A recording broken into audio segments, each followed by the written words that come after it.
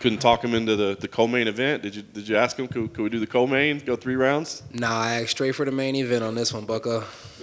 What's the feeling like right now? I mean, obviously the energy that you walk in the room is a lot different than it was a couple weeks ago. So what's the feeling like for you right now? Kill or be killed. Go out there and get the kill, get the job done. Go home. You know what I mean? And do my thing. Obviously you got a lot of criticism after the last performance, right? I mean, even from Dana himself. So is there something that you've seen that's bothered you, or is there something within yourself? Like why the difference right now? Just here to do the job. You know what I mean? It's like everybody wanted Big Mouth until Big Mouth failed. Now they don't want Big Mouth anymore. So as far as I'm concerned, I'll go out there and do what Trailblazer does, collect my dub, and then take my black ass back home. I was gonna say that's the tough part, right? Is everybody thought it was entertaining until you lose, and then now it's not entertaining anymore. Like you shouldn't be acting that way. Yeah, I mean, I'll still have little things to say here and there, but overall, I just want to get the job done, take my ass home, and spend some time with the kid. Get back in here when they need me to get back in here, and then see what the future holds after that. What did you personally take out of your performance last time? Did you think is there something you think what did happen that night? I guess you could say I'm a little delusional. I feel like at the end of the day, I knew I was losing on the scorecard, but at the same time, it's like, how the fuck do you grant a guy a win for laying and praying for 20 minutes? And when the fuck do you stand the fight up? If you don't do none of those, then, I mean, hey, it is what it is. You know what I mean? And it's like you go back and you watch the Darren Till versus Tyrone Woodley fight. How many times they break that fight? How fast? How quick? How this? How that? You know what I mean? Then you got me here locking this man up. He ain't doing shit, and you don't stand the fight up. It is what it is. What I took away from it is the same thing my son said. Daddy, don't let a man hump you anymore. So I won't let the man hump me anymore.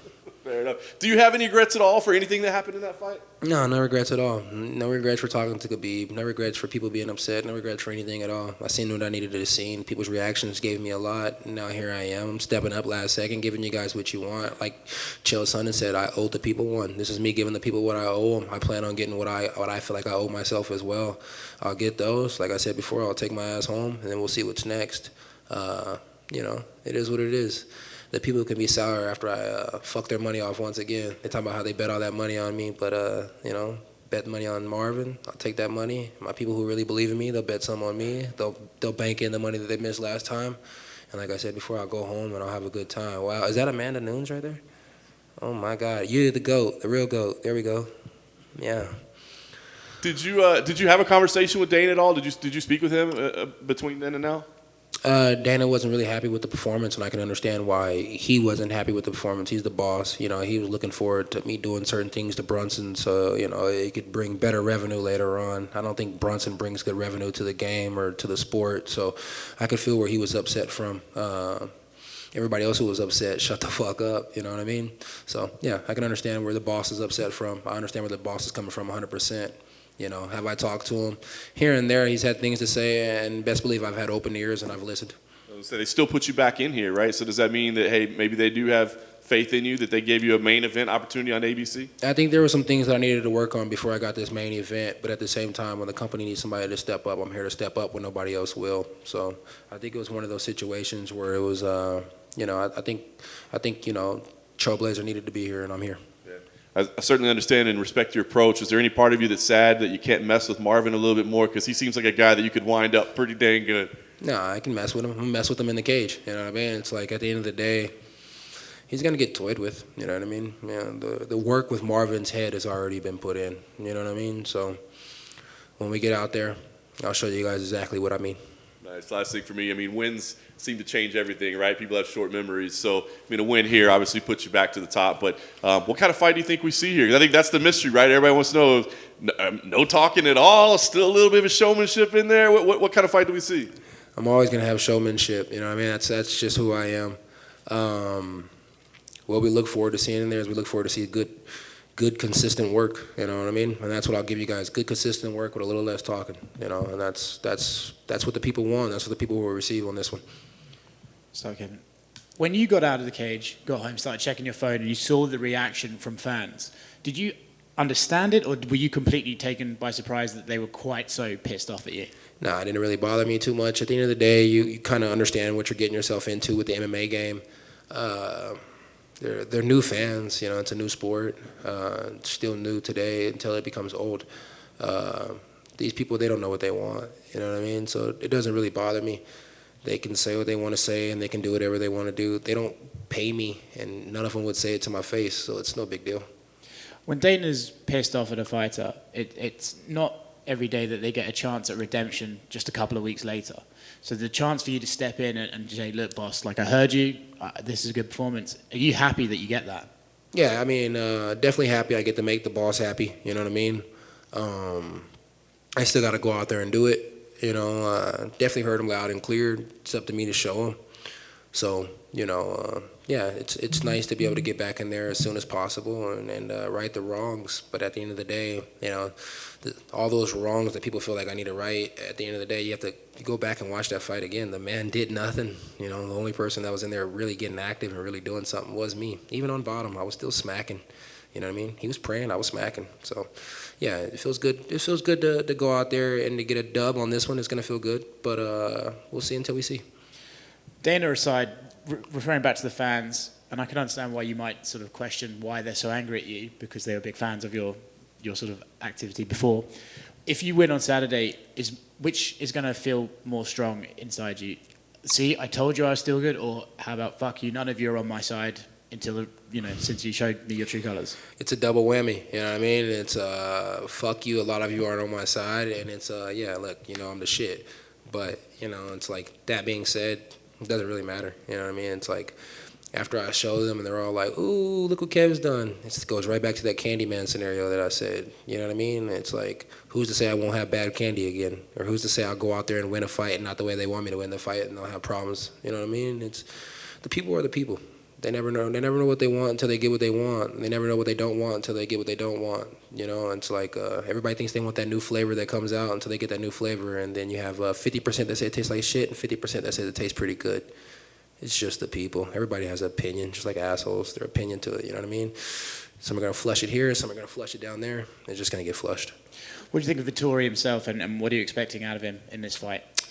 Vettori, you know, same thing like I said about Brunson on the last one. You know, I'm fighting guys who've only lost, the last time they lost was to the champ. You know, so these are good fights. These are good competition. This is tough competition. I'm not worried about 25 minutes this time, so he can work the full 25.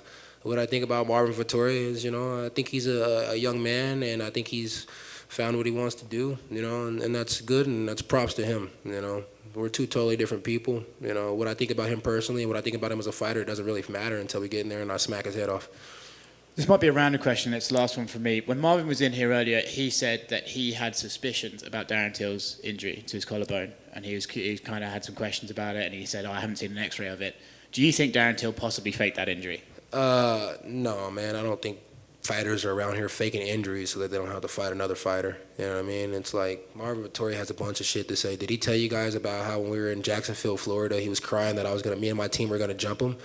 Did he tell you about that? He didn't. Please, could you? He didn't tell you about that? All right, well then, next time you guys get Marvin in here, tell him to tell you about some good actual facts and quit speaking about other bullshit. You know what I mean? Darren Till's going through what he's going through. Tell Marvin to shut the fuck up and leave that situation alone. Let the man heal up, and if he still wants to fight him, fight him. You know what I mean? Marvin's over here bitching about this shit when there's nothing to really bitch about. You know what I mean? It's like, if Darren's hurt, Darren's hurt. If Darren can't make it here, Darren can't make it here. You don't know what the hell he's going through. Shut the fuck up. Was that the Jacksonville show where Marvin's fight fell through, like at the last minute? Yeah, that's when his fight fell through, and I offered to step up and take the fight, and he swore up and down that I didn't offer to step up and take the fight. Well, here I am right now stepping up to take the fight again. So what does that show you? Who's right, who's wrong? And just expand on those details about you and your crew nearly jumping him, please. Huh? Just expand on what happened. You said you guys nearly jumped him. Oh, you know, we didn't nearly jump him. He swore up and down we were gonna jump him. You know, my team was telling me to calm down. I had just won my fight, and he was running around screaming, drunk, pissed off that he didn't get the fight. You know, it's you know, he's talking about Darren Till not stepping up and being able to fight. We need to check Marvin Vettori, check his alcohol levels. You know what I mean? That's what I want. Check his alcohol levels. I think that man drinks too much. Thanks, mate.